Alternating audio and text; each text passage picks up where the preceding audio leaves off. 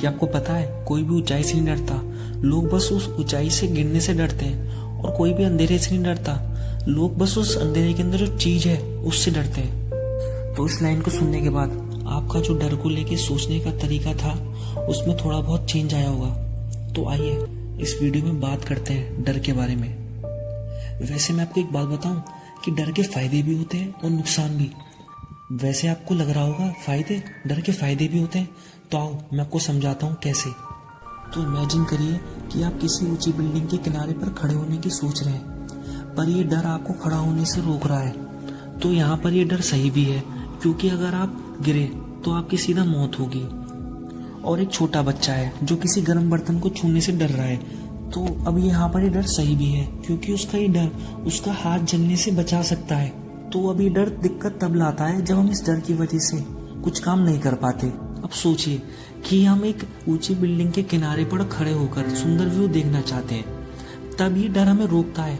और जब हम कोई नया काम करने की या बिजनेस करने की सोचते हैं, तब ये डर हमारे अंदर सेल्फ डाउट पैदा करता है। तो अब फिर हम इस डर का सामना कैसे करें?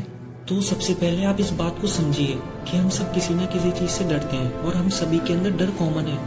बस फर्क है तो ये कि हम सब बस अलग अलग चीजों से डरते हैं, पर डर सबको लगता है। तो बात यहाँ पर आती है कि इस डर का सामना कैसे करें। तो सबसे पहले ये जो आपका डर है, ये बस आपके मन की एक इमेजिनेशन है। जैसे एक छोटा बच्चा अंधेरे से डरता है क्योंकि उसे लगता है इस अंधेरे के अंदर भूत विसात चुड़ैल है, पर देखा जाए तो ये सब बस उसके मन के अंदर की एक कल्पना है, इमेजिनेशन है। और ये जो उसकी इमेजिनेशन है उसके पास्ट की चीजों को देखकर या सुनकर बनी है। कुछ इसी तरीके से हमारे मन में ये जो डर है हमारे पास्ट में हुई घटनाओं या चीजों के बारे में सुनी एक इमेजिनेशन है। तो अब आपको उस डर का सामना करने के लिए अपने आप से पूछना होगा कि ये डर मुझे क्यों लग रहा है। अगर मैंने काम करा तो मुझे इसका क्या नुकसान होगा या मुझे इसका क्या फायदा होगा। कुछ इसी तरह के सवाल आपको अपने आप से पूछने हैं और आपको सोचना है कि ऐसी क्या पास्ट में हुई चीज है जिसकी वजह से मेरे मन में डाउट क्रिएट हो रहा है, ये डर क्रिएट हो रहा है। और वैसे भी ये डर बस आपके मन की एक इमेजिनेशन है। अब चॉइस आपकी है, या तो इस डर का सामना करो या इस डर को अपने ऊपर हावी होने दो। वैसे भी ये डर आपका है, इस डर को आपको ही हराना होगा, कोई और मदद करने वाला नहीं आने वाला। मैं तो बस आपको रास्ता दिखा सकता हूँ, चलना आपको खुद ही होगा।